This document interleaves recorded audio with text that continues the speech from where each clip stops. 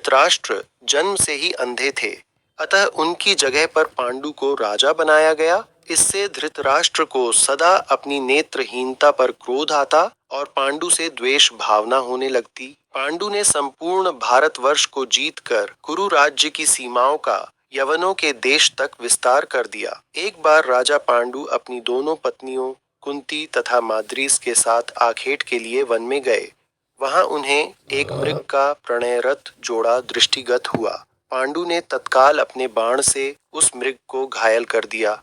मरते हुए मृग रूपधारी निर्दोष अरशी ने पांडु को शाप दिया, राजन, तुम्हारे समान क्रूर पुरुष इस संसार में कोई भी नहीं होगा। तूने मुझे प्रणय के समय बाण मारा है, अतः जब कभी भी तू प्रणयरत होगा तेरी मृत्यु हो जाएगी। इस शाप से पांडु अत्यंत दुखी हुए और अपनी रानियों से बोले, हे देवियों, अब मैं अपनी समस्त वासनाओं का त्याग करके इस वन में ही रहूंगा।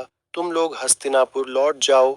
उनके वचनों को सुनकर दोनों रानियों ने दुखी होकर कहा, नाथ, हम आपके बिना एक क्षण भी जीवित नहीं रह सकती। आप हमें भी वन में अपने साथ रखने की कृपा कीजिए।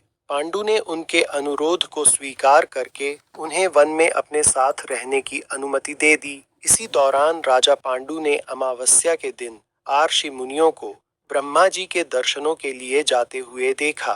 उन्होंने उन आर्षि मुनियों से स्वयं को साथ ले जाने का आग्रह किया।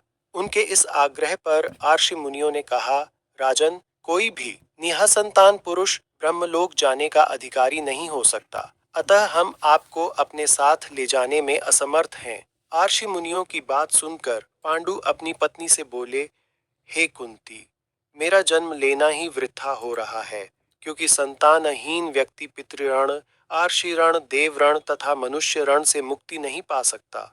क्या तुम पुत्र प्राप्ति के लिए मेरी सहायता कर सकती हो? कुंती बोली, हे आर्यपुत्र, दुर्वासा ऋषि ने मुझे ऐसा मंत्र प्रदान किया है जिससे मैं किसी भी देवता का आह्वान करके मनोवांछित